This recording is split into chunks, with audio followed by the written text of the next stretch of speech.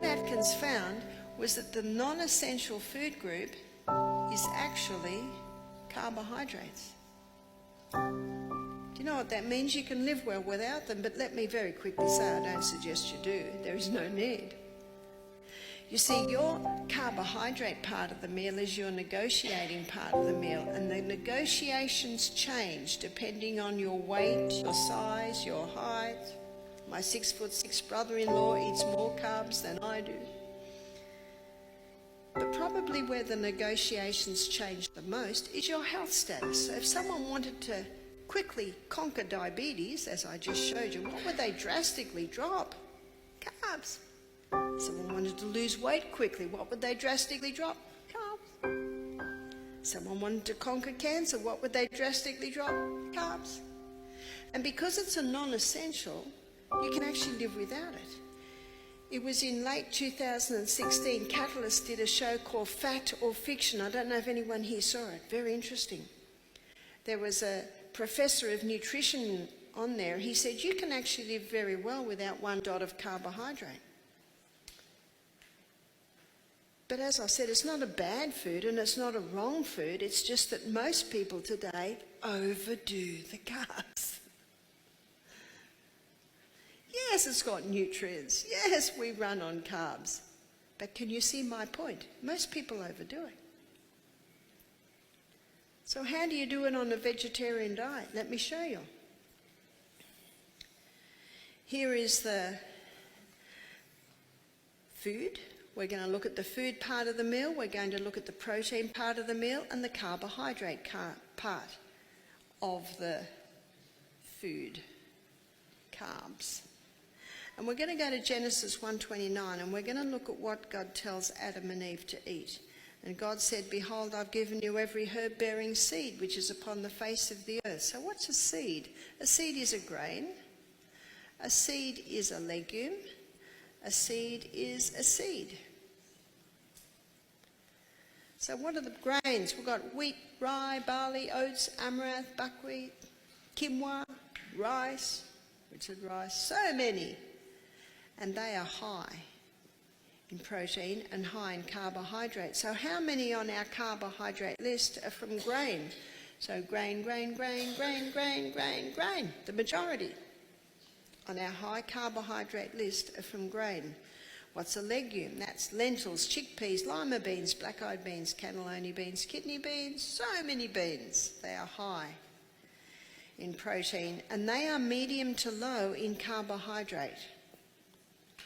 The fact is they are about a third the carbohydrate that you will find in the grain.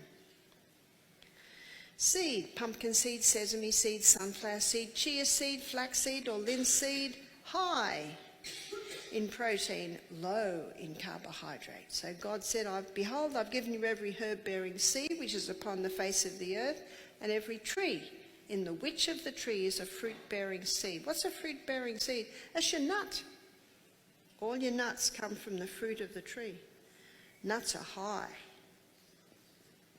in protein, low in carbohydrate. So we've got pecan and walnut and hazelnut, Brazil, almond, cashew, so many nuts, macadamia. To ensure you're getting your three essentials, my suggestion is you increase the legume, nut, seed part of the meal and to decrease the grain. Again, when my grandsons come, my three little grandsons are coming to stay at Grandma's house next week for the holidays. They'll eat 3 times the grade I do. They're growing boys. They want cereal. I cook them millet or oats for porridge every morning. Can you see that it changes? I don't need much. I'm just a little lady. How do you know when you're getting the right amount of carbs? Who will tell you? Your body will tell you.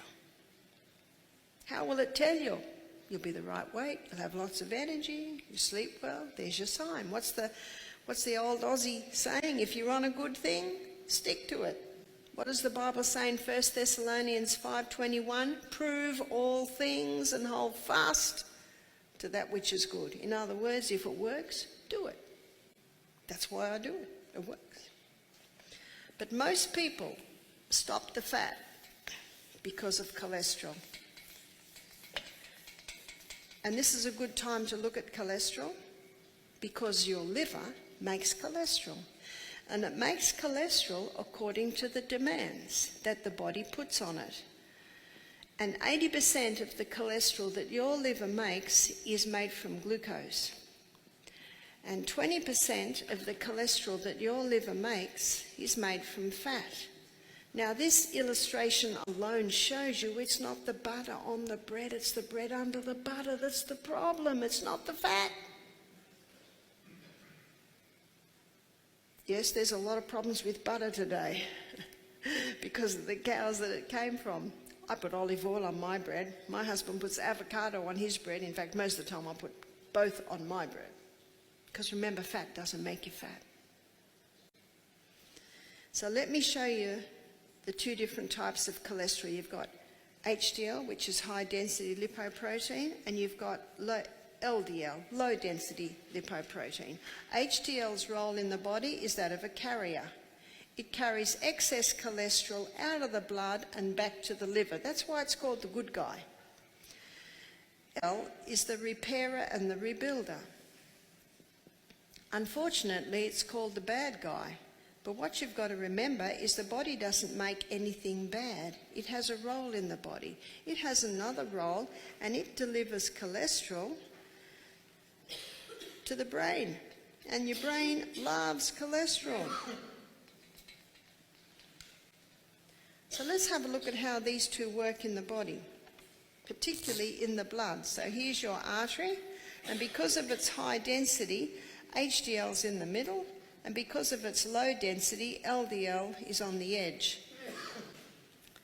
There's an interesting book that I read recently. It was only written about a year ago. It's called Put Your Heart in Your Mouth by Dr. Natasha Campbell McBride. She's well known for her gut and psychology book. She spends about 3 chapters showing that the cause of heart disease is damage to the arterial wall. So what damages the arterial wall? They're the endothelium cells. Cigarettes, there's 4,000 chemicals in a cigarette, and those chemicals damage the wall of the artery. The chemicals in our food, in our cleaning products, in our shampoos, in our conditioners, in our moisturisers, they're damaging the arterial wall.